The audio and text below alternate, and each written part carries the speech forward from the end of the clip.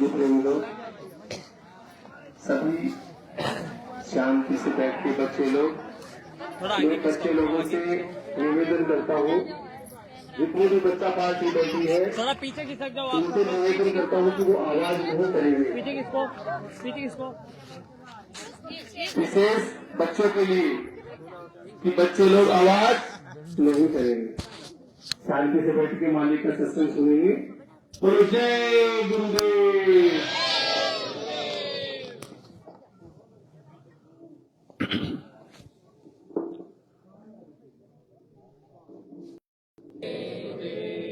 जय जय गुरुदेव। जय गुरुदेव नाम किसका? जय गुरुदेव नाम किसका?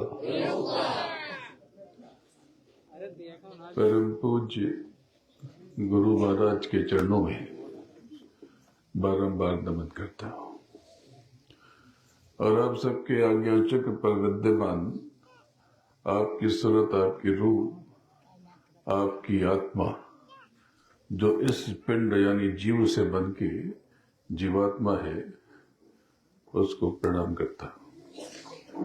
पवित्र जीवात्मा, आपके पास आकर के अपार आनंद हो रहा, अभिभूत हूं। बहुत लंबी यात्रा करके यहां तक ये दुख नाशक काफिला आपके दुखों को दूर करने के लिए निकला है। कुछ लोगों ने अथक परिश्रम किया और मालिक से गुहार लगाई और इस पूरे काफिले की आयोजना की, व्यवस्था बनाई, तो मालिक ने दया करके इस काफिले को आदेश और निर्देश दिया कि ये आपके पास पहुंचे और आपको बल दे, संबल दे। इस काफिले में चल रहे सभी लोगों को प्रणाम करना, अंतर में इनको नमन करना और काफिले से गुहार करना, प्रार्थना करना, तो आपके कष्टों में आपकी श्रद्धा अनुसार, भावना के अनुसार आप अपने कष्टों और परेशानियों में कमी का अनुभव करोगे। ये जो कष्ट अभी आपके पास है, आप बेचैन हो, परेशान हो, दुखी हो, ये तो कुछ भी नहीं है। आगे आने वाले कुछ सालों में, इस सब साल के मार्च अप्रैल के पश्चात विचित्र परिस्थितियों का संपूर्ण विश्व में निर्माण होगा। समय बड़ा विचित्र आएगा और आने वाले लगभग 5 बरस कठिन होंगे, लेकिन अंतर में प्रणाम करते रहोगे, मालिक के नाम को अंतर में दोहराते रहोगे और इस काफिले को नमन करते रहोगे, तो प्रेमियों, संसार में आग लगे या पत्थर पड़े, आपको कुछ भी नहीं होगा। मैं गुरु महाराज का विशेष पैगाम लेकर आपके लिए आया हूं। बाकी तो कल सुनाऊंगा और बताऊंगा, लेकिन आज आप यहां पर थे तो मैं आपके पास आ गया। मैं आपके लौकिक यानी दुनिया की भी दुख दूर करने आया हूं और आपको आत्म कल्याण का मार्ग दिखाने आया हूं। प्रेमियों, ये मानवता अनमोल है, ये मिट जाएगा तो आप जीती हुई बाजी हार जाओगे। इसलिए जीते जी अपना असली काम कर लो, लेकिन आप परेशान बहुत हो, दुखी बहुत हो, तो ये दुख जिसको भ्रष्ट करने दुख नाशक काफिला आया है, ये दुख कहां से आया? प्रेमियों, ये दुख आपके कर्मों से पैदा हुआ। ये मत समझना कि किसी भगवान ने आपके झोली में दुख लिखा है, ये आपके ही अपने अनंतों जन्मों के कर्म हैं जो आपके लिए कष्ट का सबब बनकर आपके जीवन में आए हैं।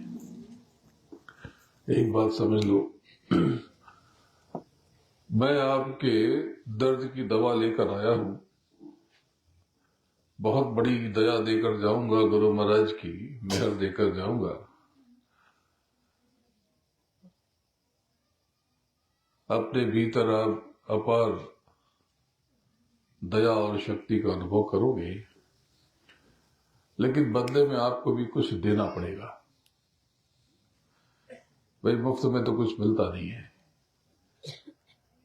बदले में आपको भी सेवा दक्षिणा देनी पड़ेगी। सेवा दक्षिणा वो नहीं रुपए पैसे वाली, ये दूसरी है। अगर जो मैं मांग रहा हूं वो आपने दे दिया तो आपके जीवन में बहुत बड़ा परिवर्तन आ जाएगा। तो मैं आपसे कुछ मांगना चाहता हूं, दे सकोगे?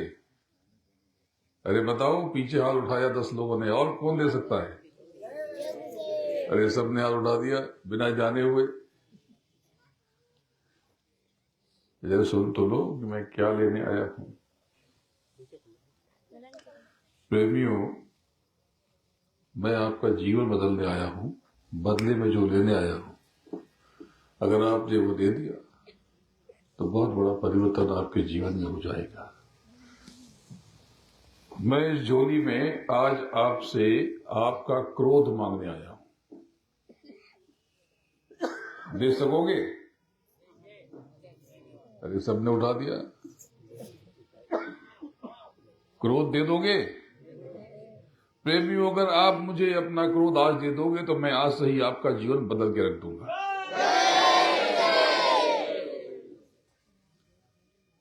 आपके क्रोध, आपकी उल्टी सोच, जो ऊंची आवाज में चीख पुकार मचाते हो, निंदा करते हो, गाली देते हो, अगर आपने मुझे आज ये दे दिया तो मैं आपके जीवन में बहुत बड़ा बदलाव लाके दिखा दूंगा। मैं आपका ये लौकिक जीवन भी बदल दूंगा और पारलौकिक जीवन भी बदल दूंगा। और ये जो नए बच्चे हैं, छोटे बच्चे, अगर इन्होंने मेरी बात समझ ली तो ये तो आपका भी जीवन बदल देंगे और अपना भी बदल देंगे। ये सब बच्चे सत्संग में बैठे हैं, मैं देख के भावुक हो गया। कितने शांत हो गए, इतने समझदार बच्चे, इतने शांत बच्चे, सत्संग में एकदम चुपचाप खामोशी से बैठने वाले बच्चे मैंने बड़े कम देखे हैं। ये बहुत अनोखे बच्चे, इन सब बच्चों के ऊपर मेरा आशीर्वाद है। इन सब बच्चों के ऊपर, ये बच्चे जो बनना चाहेंगे मैं वो बनाऊंगा। और मुझे पूरा यकीन है ये बच्चे अपने परिवार को भी नाम रोशन करेंगे, समाज का भी और देश का भी, और दूसरों का भी भला करेंगे और अपना भी आत्म कल्याण करेंगे। मैं सच में, मैं तो बहुत लंबी यात्रा करके आ रहा हूं, लेकिन सत्संग सुनने वाले बच्चे पहली बार देखे हैं। इस यात्रा में अब तक मैंने पहली बार देखा कि बच्चे एकदम खामोशी से सत्संग सुन रहे हैं। छोटे छोटे बच्चे फूल की तरह, देखो गोद में बैठे 3 साल 4 साल के बच्चे, और इतने शांति से सुन रहे हैं। इतने अच्छे बच्चे मैंने देखे नहीं। ये बड़े भाग्य की बात है, ये बड़े भाग्य की बात है। प्रेमियों, एक बात समझ लो कि आपका जीवन हुआ और आपकी मृत्यु होगी। आपका जीवन हुआ और मृत्यु होगी, तो जीवन हुआ तो आप कहां से आए, और मौत होगी तो कहां जाओगे? आप कहते हो भगवान के पास से आए, भगवान के पास जाएंगे, तो भगवान से कोई मुलाकात तय हुई क्या? आपने भगवान को देखा है? प्रेमियों, सच्ची बात जानना चाहते हो तो सुन लो कि भगवान की प्राप्ति अगर होगी तो जीते जी होगी, मरने के बाद आपको कुछ भी नहीं मिलेगा, कुछ भी नहीं मिलेगा। मैं अपने साथ बहुत बड़ी चीज आपके लिए लाया हूं। मैं अपने साथ एक बहुत अद्भुत विभूति लेकर के आया।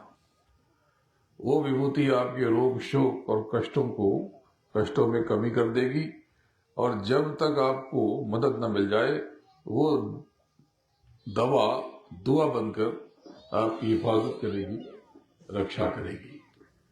तो ये कब कर देंगे? ये कब बांटेंगे विभूति? सुबह सत्संग के बाद नहीं, वो सुबह सत्संग के बाद वो विभूति आपको दी जाएगी।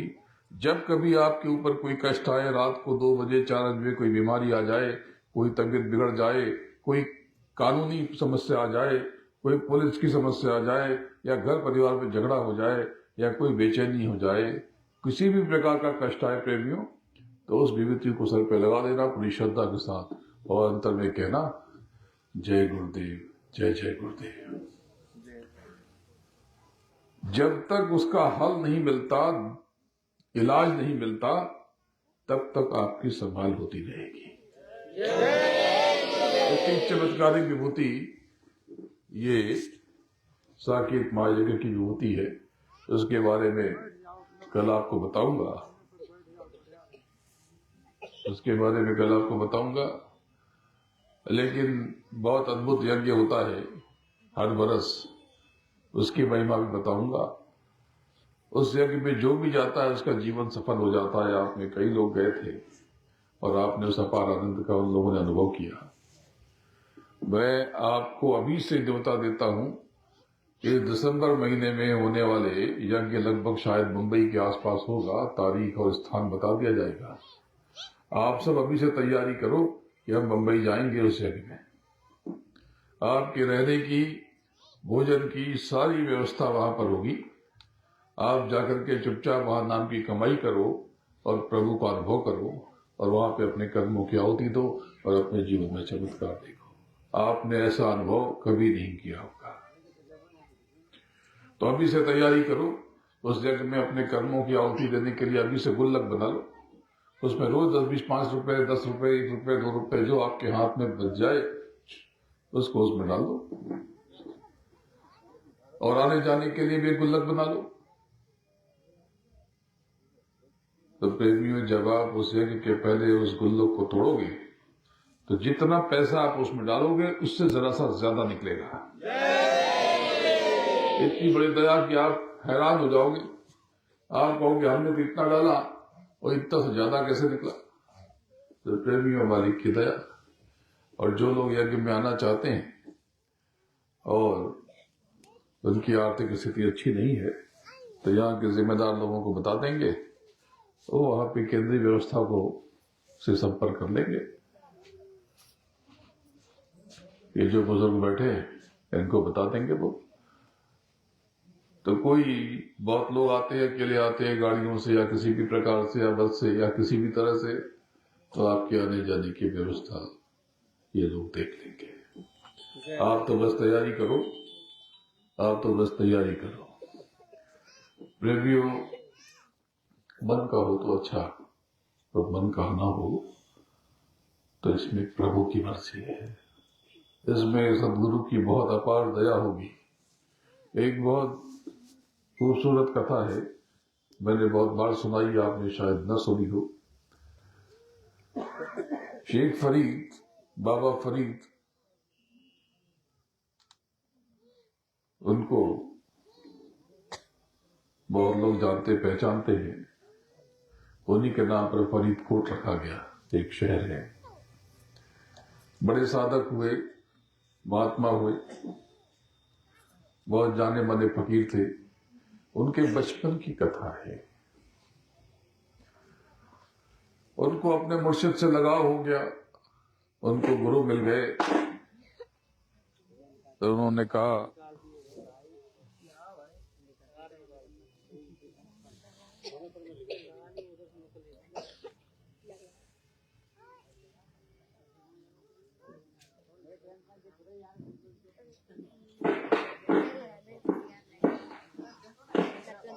उन्होंने अपने गुरु से कहा कि मालिक, मुझे भी खुदा की इबादत का तरीका बताएं, मुझे भी उस प्रभु को पाने की तरकीब सिखाएं। तो गुरु ने देखा ये बहुत छोटा बच्चा है, तो उन्होंने कहा कि बच्चे, तुम अभी बहुत छोटे हो, अगर तुम खुदा की इबादत करना चाहते हो, उसको पाना चाहते हो, तो ऐसा करो कि तुम्हें कोई मजबूर दिख जाए, दुखी दिख जाए, कष्ट में दिख जाए, तो उसकी सहायता कर देना। जो मदद कर सकते हो वो कर देना।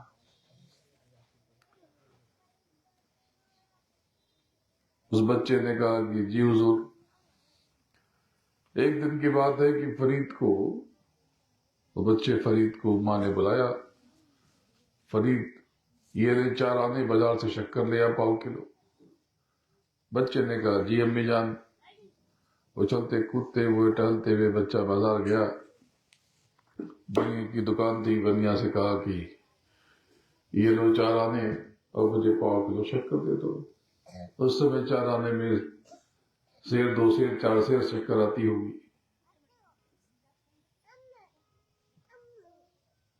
बनिया ने चीनी को, शक्कर को बांधना शुरू कर दिया। तभी बच्चे ने देखा पीछे मुड़ के कि 10-20 लोग बैठे हुए। जाके पूछा कि भाई आप कौन हो, इतने परेशान क्यों हो? उन्होंने कहा मुसाफिर है, रास्ता भटक गए। बोले दुखी क्यों हो? बोले हम बहुत भूखे हैं, 2 दिन से कुछ खाया नहीं है। बोले तो खा लो, सामने हलवाई की दुकान है। बोले हम गए थे, उसने मना कर दिया। बोले क्यों मना कर दिया? बोले हमारे पास पैसे नहीं है। और बच्चे ने सोचा, उसको अपने मुर्शिद की, गुरु की बात याद आई। वो बच्चा गया हलवाई के पास, हाथ जोड़ा, उसने नमस्कार किया, आदाब किया और उसने कहा कि ये लोग मुसाफिर हैं, रास्ता भटक गए, ये भूखे हैं 2 दिन से, मेरे पास 4 आने हैं, अम्मी ने मेरी शक्कर लाने के लिए कहा है, क्या आप इनको खाना खिला सकते हैं? हलवाई पिघल गया, उसका गला भर गया, हृदय भर आया। उसने कहा कि सोचा कि ये इतना छोटा बच्चा जब इतना सोच सकता है तो मैंने ये क्यों नहीं सोचा। तो भावुक होकर कहा कोई बात नहीं बच्चे, मैं इनको खाना खिला दूंगा, लाओ 4 आने। बच्चे ने 4 आने दे दिए। उस हलवाई ने, हालांकि 4 आने पर्याप्त नहीं थे, लेकिन उस हलवाई ने उन मुसाफिरों को छक के खाना खिलाया। बच्चा बहुत खुश हुआ, मुसाफिरों ने बहुत दुआ दी। बच्चा खुशी खुशी घर चला आया, चहक रहा था। अम्मी ने कहा शक्कर कहाँ है? बोले नहीं मिली। बोले क्यों नहीं मिली? बोले पैसे नहीं थे। बोले मैंने तो दिए थे। तो पूरी कहानी सुना दी।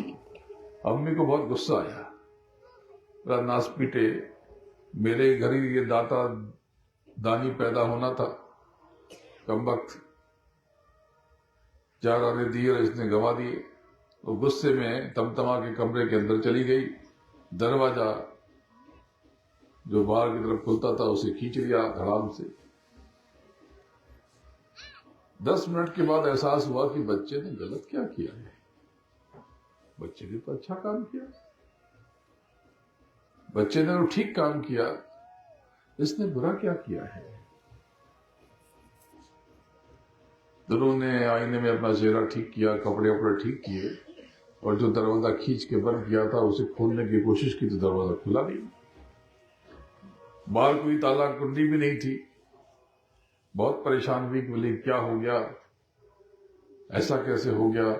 जोर लगाया तो एक झील बनी और अंदर 10-20 किलो शक्कर आ गई। कांप उठी। बोले कोई जिन्न आ गया, बेताल आ गया, जिन्नात आ गया, भूत आ गया, प्रेत आ गया, ये हुआ क्या? किसी प्रकार से धक्का दे दे के 10-15 मिनट, आधे घंटे में जगह बनाई। दूधी पतली थी और उसमें से किसी तरह से बाहर निकली तो सर पकड़ लिया। जितना बड़ा ये मैदान है उतना बड़ा आंगन था उनका। उस आंगन में ऊपर तक पहाड़ की तरह शक्कर पड़ी हुई थी, टीला बना हुआ था शक्कर का। कांप उठी, दहल गया दिल। बोले कोई भूत प्रेत या कोई ऊपरी शक्ति आ गई, ऊपरी हवा का काम लगता है। और जोर से चीख पड़ी और चिल्लाई फरीद फरीद। बच्चा फरीद वो शक्कर के टीले पर से आया। बोले जी अम्मी जान क्या हुआ? बोला ये क्या है? बोली शक्कर। बोला मैंने तो पाव किलो मांगी थी। बच्चे फरीद ने कहा कि अम्मी जान, मैंने भी अपने गुरु से, सदगुरु से पाव किलो मांगी थी, उसका पाव इतना बड़ा है तो मैं क्या करूं। प्रेमियों, तुम अपने पाव से मांगते हो, अपनी हैसियत से मांगते हो। वो दाता दयालु, वो सदगुरु अपनी हैसियत से देना चाहता है। तो उससे मांग के कोई छोटे मत बनो। उससे कहो कि हे दाता, तेरी रजा में मैं राजी हूं, तो जिलाए तो जीऊं, मारे तो मर जाऊं, जैसे तू रखे मालिक मैं उसे ठीक हूं।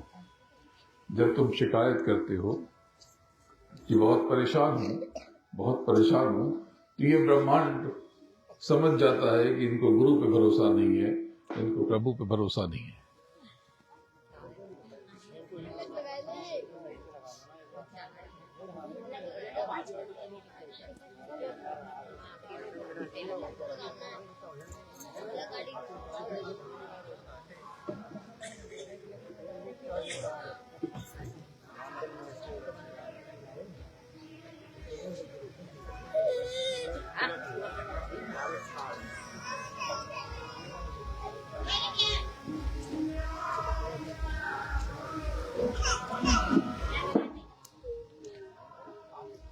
अगर आप ये कहोगे कि मैं बहुत परेशान हूं, तो ये ब्रह्मांड आपका जीवन परेशानियों से भर देगा।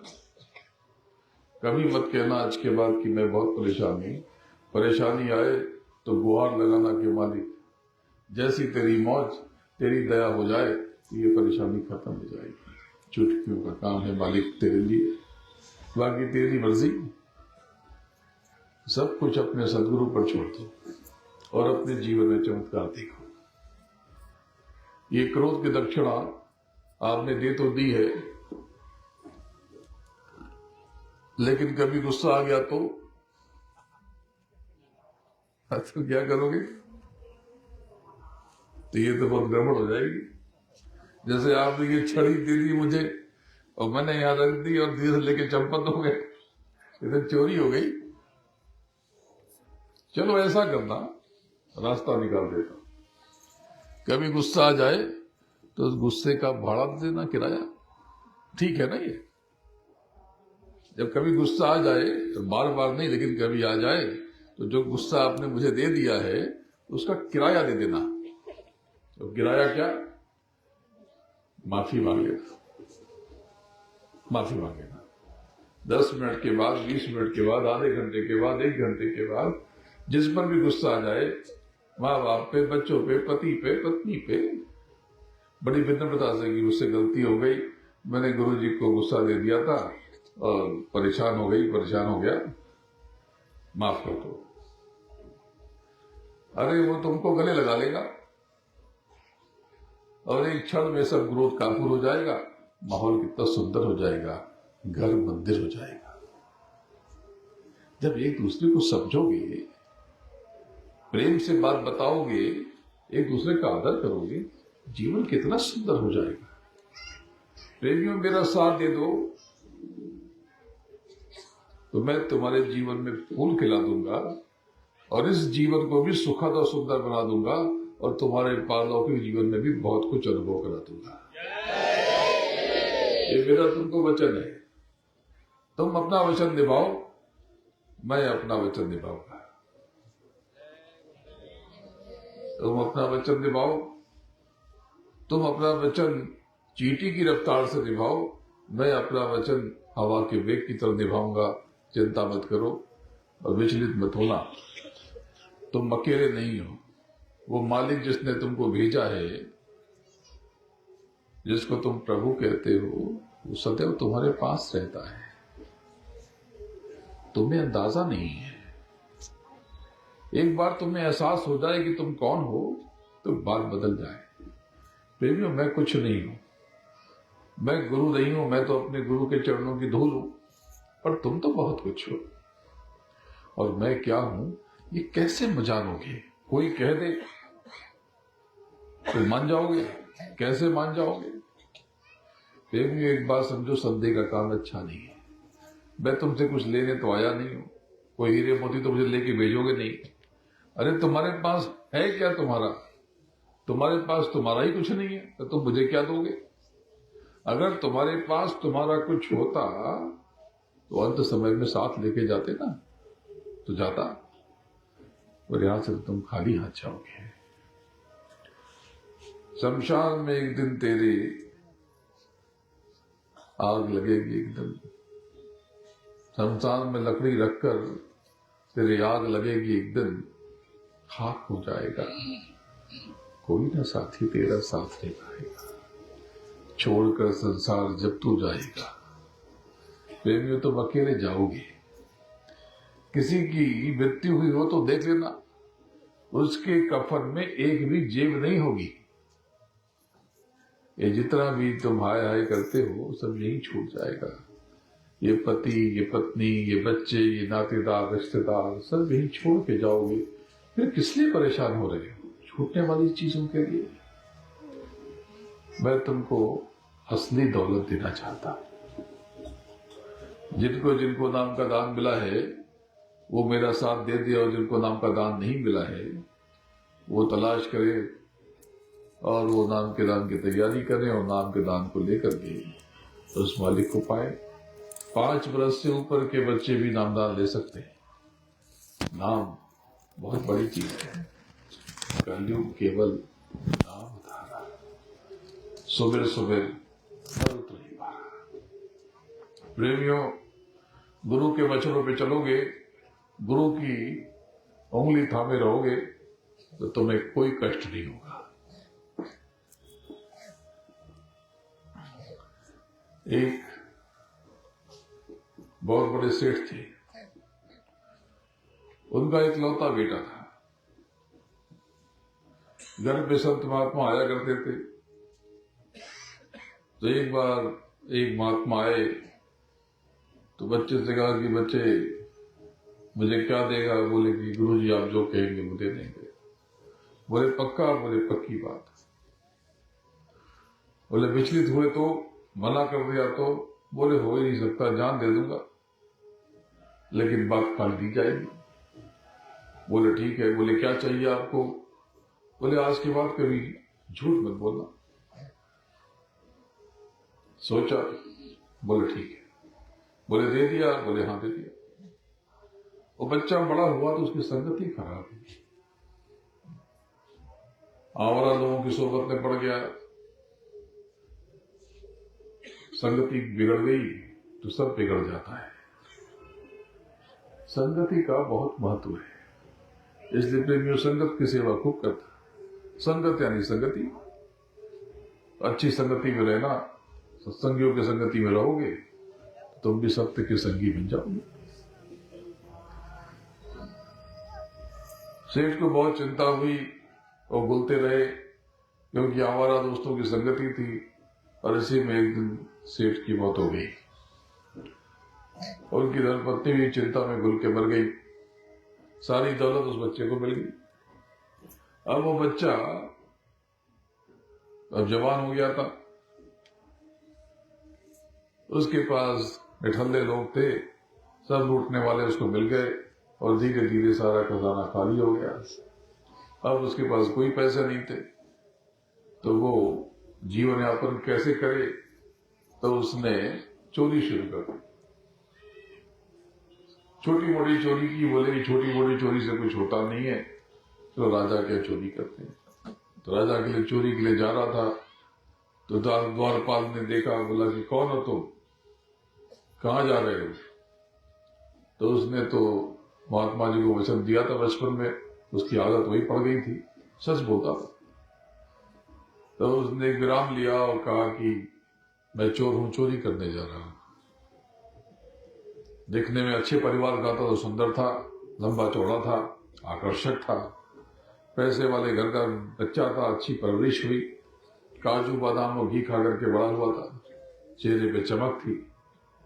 द्वारपाल ने देखा, सब पका गया। बोले अरे गुस्सा क्यों होते हो, जाओ जाओ चलो। मोबाइल में चला गया, वहां पर फिर कोई मिला, बोला कौन हो तुम? तो उसने देखा, मुस्कुराया और बोला मैं चोर हूं। तो उसने कहा गजब बात करता है ये। बोले क्यों गुस्सा होते हो, जाओ जाओ। सोचा कि मजाक कर रहा है। अंदर गया, उसने सोने चांदी हीरे मोती चुराए और बाहर निकला।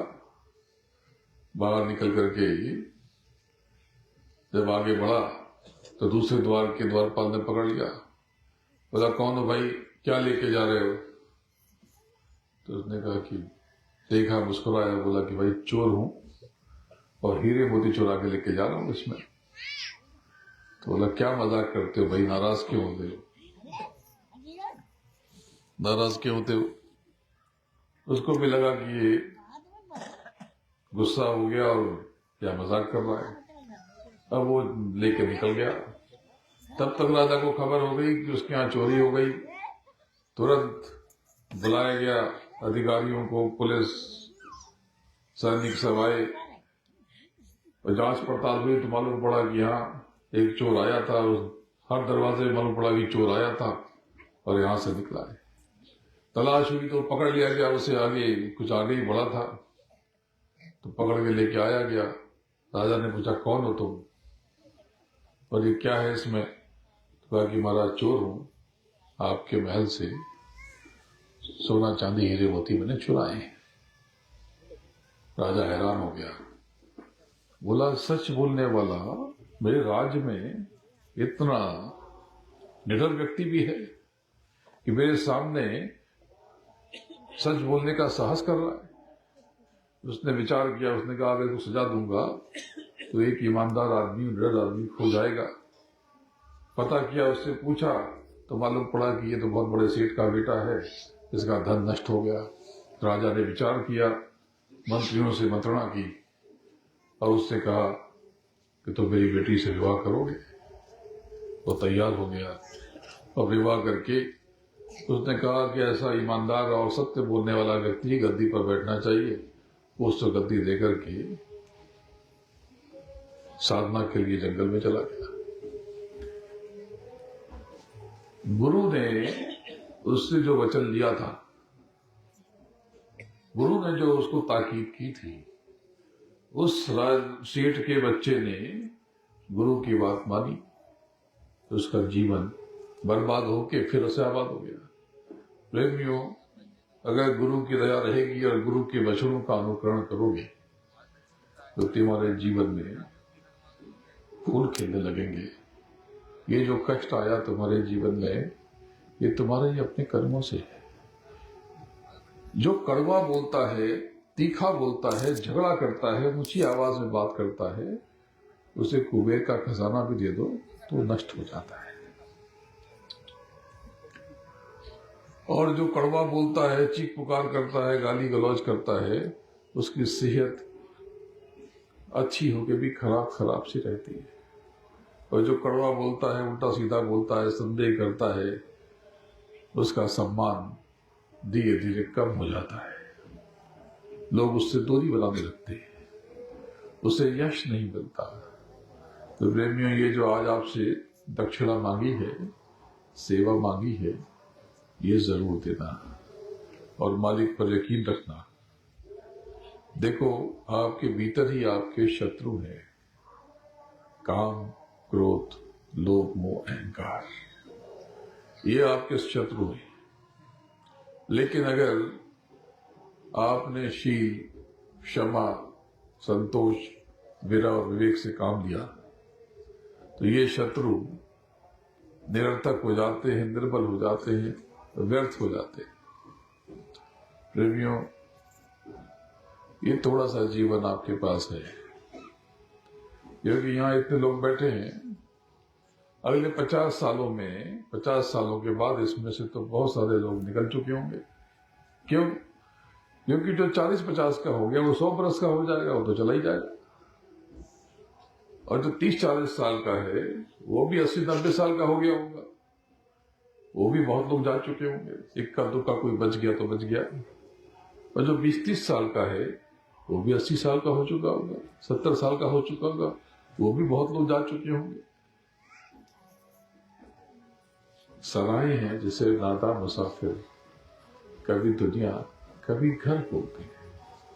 देखो, रोज स्मशान में लोग जल रहे, रोज वहां पर बड़ी बड़ी हस्तियां राख हो रही। स्मशान में जाओ तो देखो सबका दम वहां टूटता हुआ मिलेगा। मैं एक बार स्मशान में गया और पता चला कि ये बहुत बड़े व्यक्ति की सेठ की चिता है। मैंने बहुत गौर से देखा बगल में भी एक चिता चल रही। पूछा ये कौन है? बोले ये बहुत गरीब व्यक्ति था, बहुत दुख में मरा है। तो किसी ने पूछा कि बाबा क्या देख रहे हो? तो मैंने देखा, मैंने कि ये बहुत अमीर व्यक्ति की लाश जल रही और ये बहुत गरीब व्यक्ति की लाश जल रही। दोनों की राख तो एक ही तरह है, दोनों राख हो जाएंगे, दोनों खाक हो जाएंगे। प्रेमियों, झूठा संसार है, यहां सब छोड़ के जाओगे और इसको पाने के लिए जो तुमने कर्म किए वो चिपक जाएंगे अनंतों जन्मों तक। आज तुम कष्ट में हो तो ये सब तुम्हारे पिछले कर्म है, क्योंकि इस जन्म में तो इतने बुरे कर्म न किए होंगे। इन बच्चों ने क्या बुरे कर्म किए? ये गरीब घर में पैदा हुए, ये महल में पैदा क्यों नहीं हुए? क्योंकि पिछला। तुम अभी से कर्मों से के लेके सजग हो जाओ। बच्चों, तुम लोग क्रोध मत करना, झूठ मत बोलना, मेहनत से तुम लोग काम करना और अपने गुरु को अंतर में ध्यान करते रहना, याद करते रहना। बच्चों, तुम्हारा जीवन बदल जाएगा, तुम्हारे जीवन में आनंद बढ़ जाएगा। किसी चीज की चिंता मत करना। जब कभी परेशान हो जाओ तो अंतर में मालिक के नाम की गुहार लगाना। देखो, ये आपने आज सुना होगा, लोग कह रहे थे जय गुरुदेव, जय जय गुरुदेव। ये जय गुरुदेव तो ठीक है, ये जय जय गुरुदेव क्या? प्रेमियों, गुरु महाराज ने पहले राधा स्वामी नाम की डोर में नाम का दान पिरोकर जीवों को दिया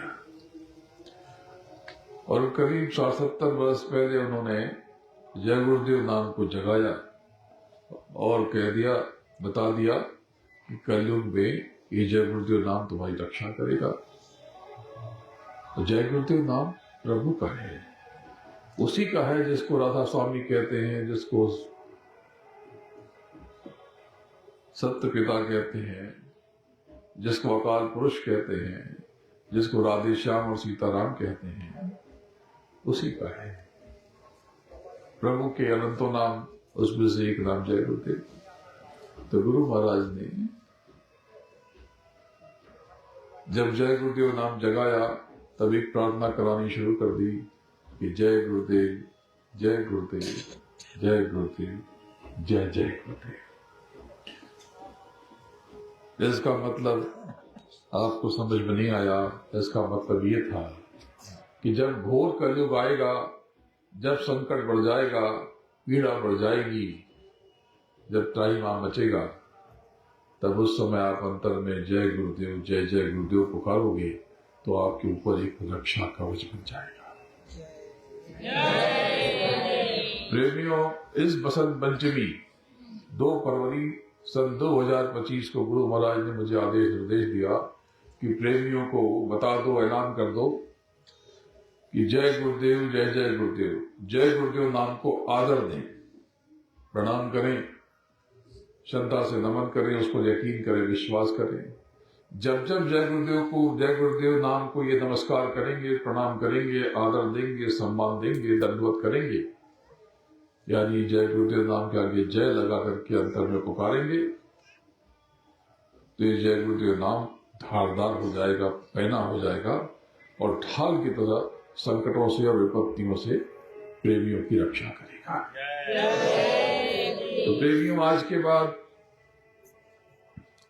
आप किसी भी मुसीबत में फंस जाओ, कष्ट में महसूस करो, पीड़ा महसूस करो, तो आंख बंद कर लेना, अंतर में पूरी श्रद्धा और तड़प से सदगुरु को पुकारना, कहना जय गुरुदेव, जय जय गुरुदेव, जय गुरुदेव, जय जय गुरुदेव, जय गुरुदेव, जय जय गुरुदेव, जय गुरुदेव, जय जय गुरुदेव। प्रेमियों, जब जब तुम जय जय गुरुदेव पुकारोगे, अपने अंतर में सफेद प्रकाश की चादर को लहराता हुआ महसूस करोगे और तब समझ जाओगे कि आपका सदगुरु आपकी रक्षा के लिए आपके पास आ गया। प्रेमियों, जब जब तुम सदगुरु को जय जय गुरुदेव नाम से पुकारोगे, उस मालिक को अपने पास पाओगे, अपने करीब पाओगे, स्वयं में लीन और विलीन पाओगे। तुम अकेले नहीं हो, इस बात की पुष्टि हो जाएगी। और इसमें देखो कोई धोखा तो नहीं भाई, इससे मुझे कोई फायदा तो होगा नहीं, कोई धन तो लेने आया नहीं। आपने मेरे मार्ग का खर्चा तो दिया नहीं। प्रेमियों, मैं खुद चल के तुम्हारे पास अपने सतगुरु का, अपने मालिक का, अपने हुजूर का पैगाम लेकर के आया। पैगाम तो बहुत कुछ है, और ऊपर का रूहानी संदेश आपको कल सुनाऊंगा।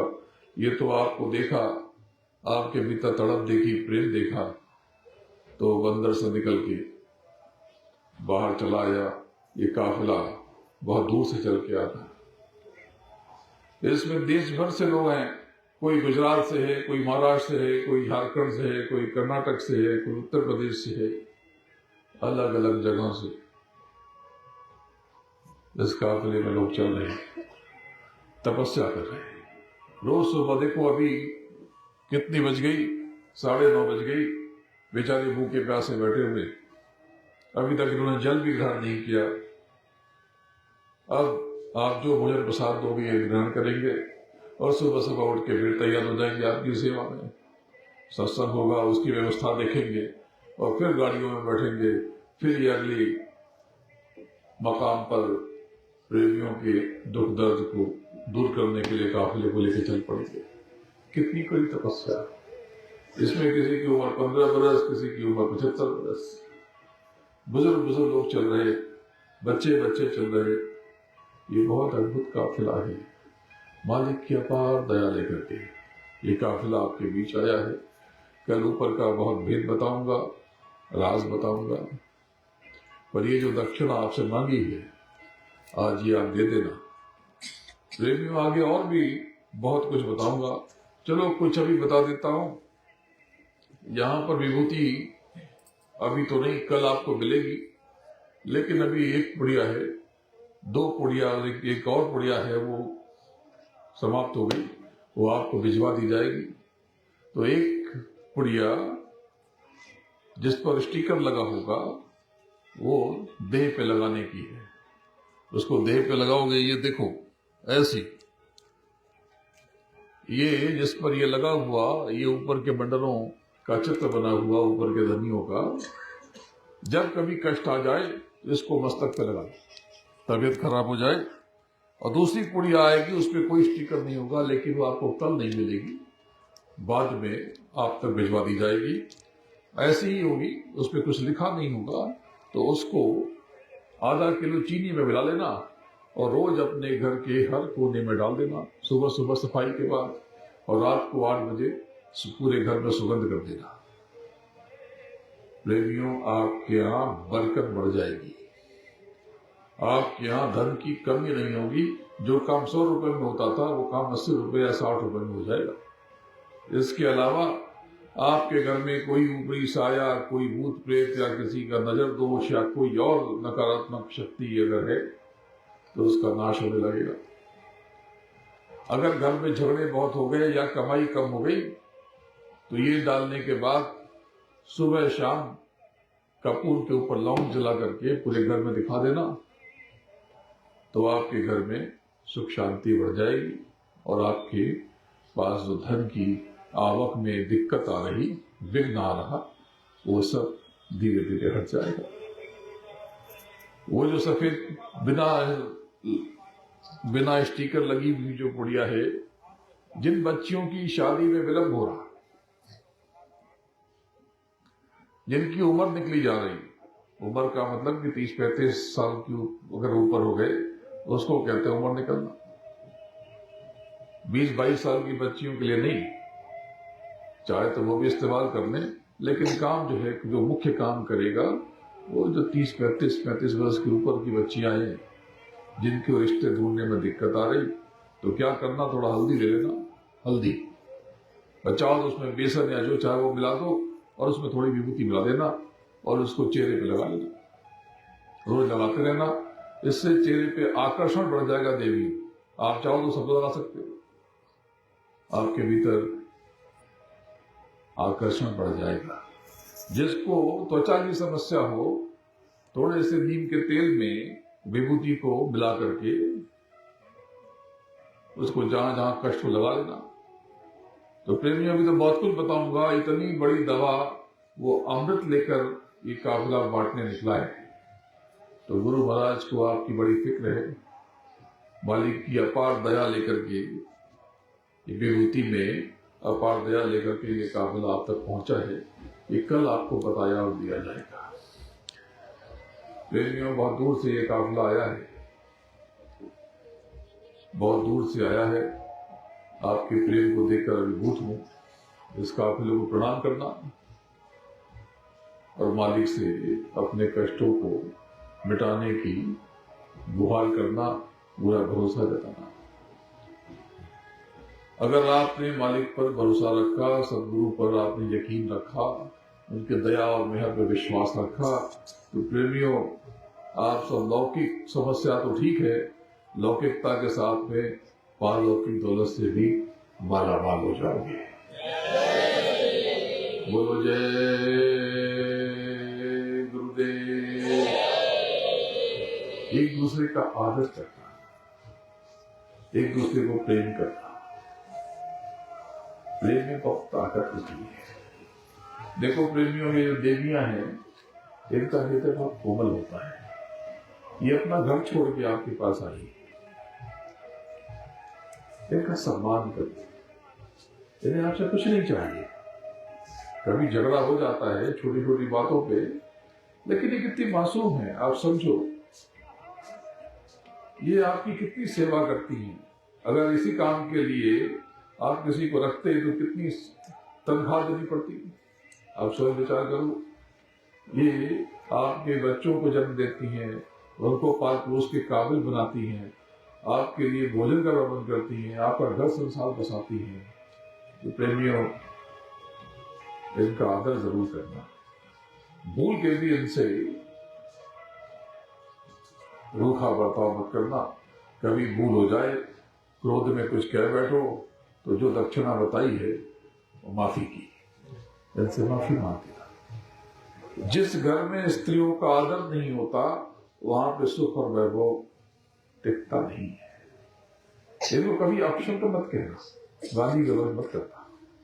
कई लोग यहाँ पर करते हैं। मैंने इशारे में सब बता दिया, और तो नाम लेके बताना शुरू कर दूं, जो क्या हुआ था को तो सब बता दूं। वो मालिक सब देख रहा है। वो मालिक तो दयालु है, लेकिन ये काल का देश है, और जो विधान बनाए, वो जो हिसाब लिख रहे हैं, जिनको आप चित्रगुप्त कहते हो, आपके हर चित्र विचित्र कारनामों के चित्र उनके पास हैं। वो आप माफी नहीं है। कर्म जो जो करेगा तू, वही फिर भोगना पड़ता। इनका आदर करना। लेकिन देवियों देखो, ये जो पुरुष हैं, ये दिखते हैं बड़ी बड़ी मूंछ वाले, थोड़ा सा ये मजबूत दिखते, पर आप भी जानते हो हैं बच्चे की तरह। इनका हृदय आपसे भी कोमल है। बस ये पुरुष है इसलिए रो नहीं सकते।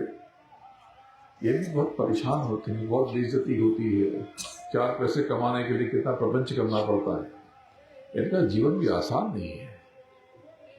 आप सचमुच करो, कभी इनका मूड उखड़ जाए तो प्रेम से बात करो, ज्यादा बहस मत करो, चुपचाप रहो। ये आप कुछ मत कहो, कुछ समय के लिए चुप हो जाओ, ये समझ जाएंगे। दिल के बुरे नहीं है, प्रेम बहुत करते हैं अपने घर से, परिवार से, अपनी माँ से, अपनी पत्नी से, अपनी बहनों से, बेटी से बहुत प्रेम करते हैं।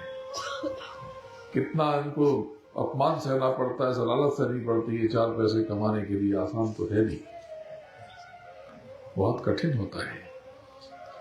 तो प्रेमियों, एक दूसरे की इज्जत करो, प्रेम करो। बाकी मालिक का पैगाम और ऊपर का भेद आपको मैं कल बताऊंगा। एक और चीज, जब आप सोने जाते हो तो एक दूसरे को, चाहे छोटा हो चाहे बड़ा हो, प्रणाम करके जय जय गुरुदेव करके जाने की आदत डाल दो। एक दूसरे को प्रणाम नमस्कार करके, जो बच्चे हैं वो बड़ों का पैर छू के जाएं। बच्चों, जो भी बड़ा मिल जाए उसका प्रणाम करना, पैर छूना, तो तुम जिंदगी में कभी पीछे नहीं रहोगे।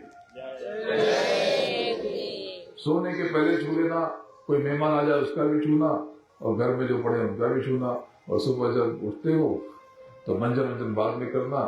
अगर बड़े बैठे हुए दिख गए तो उनको प्रणाम करके नमस्कार करके पैर छू करके बाकी मदद करना। फिर में तुमने ये कर दिया, ये संस्कार तुम्हें आसमान पे बिठा देंगे। तुम्हें आगे ले जाने की जिम्मेदारी मेरी है। इतना सुंदर जीवन कर दूंगा बच्चों, तुम हैरान हो जाओ। जो बात घर में तुमने झगड़ा देखा है, इस झगड़े से ही संघर्ष पैदा हुआ बच्चों। तो जो गलतियां तुम्हारे माता पिता ने अनजाने में की है, तुम मत करना। तुम कभी क्रोधित मत होना, कभी क्रोध मत करना, गुस्सा मत करना। क्रोध सब कुछ जला के नाश कर देता है, तेजाब है। ये सुख शांति समृद्धि सब ये भस्म कर देता है।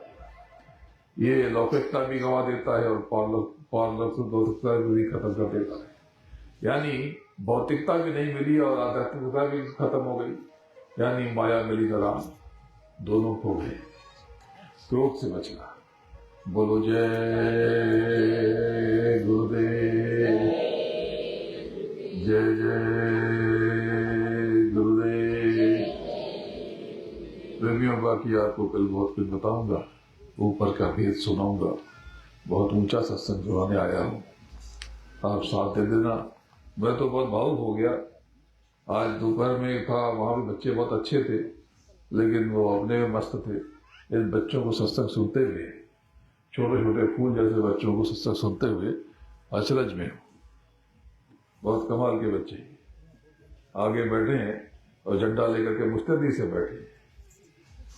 जय गुरुदेव नाम किसका, जय गुरुदेव नाम किसका। गुरु महाराज के चरणों में नमन करता हूँ और आप सबको प्रणाम करता हूँ। जय गुरुदेव।